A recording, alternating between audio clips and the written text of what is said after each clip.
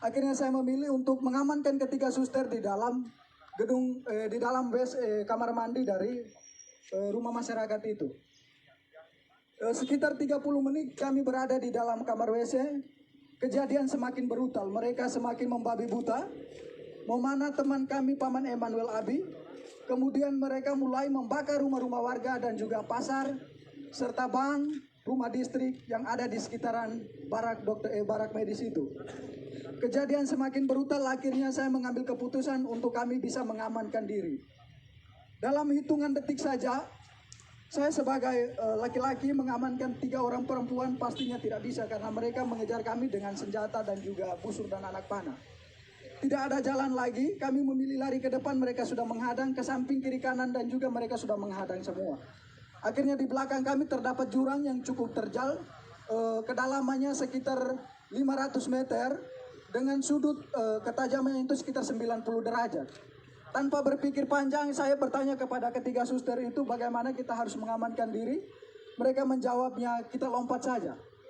Akhirnya tanpa berpikir panjang, saya menghitung 1 sampai 3 dan saya sendiri lompat pertama. Kemudian ketiga suster mengikuti saya untuk melompatnya. Sesampainya di bawah, kami pikir bahwa kami sudah aman dari kejaran mereka, tetapi mereka tetap mengikut kami ke bawah. Sampai ke bawah saya sendiri tersangkut di akar pohon. Kemudian ketiga suster yang lainnya, yang satunya Suster Kris tersangkut di pohon juga.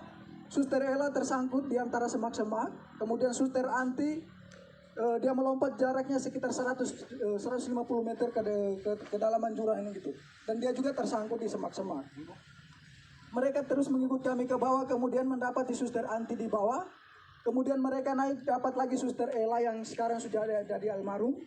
Kemudian mereka dapat lagi Suster Kris. Saya sendiri mereka tidak dapat karena saya sembunyi di antara tebing dan juga akar-akar. Kemudian mereka mengumpulkan ketiga suster ini. Kemudian mereka semakin membabi buta. Mereka mulai menelanjangi suster dengan tidak membuka pakainya secara sopan, tetapi mereka menelanjangi dia dengan parang tajam atau parang, langsung dipotong saja pakaian mereka, mulai dibuka dari baju sampai celana dalam semuanya. Mereka 3 ditelanjangi, kemudian mulai dianiaya secara tidak manusiawi. Paha mereka ditikam, muka mereka ditonjok, kemudian minta maaf tetapi kemaluan mereka ditikam juga dengan parah. Kejadian semakin brutal karena jumlah mereka semakin banyak.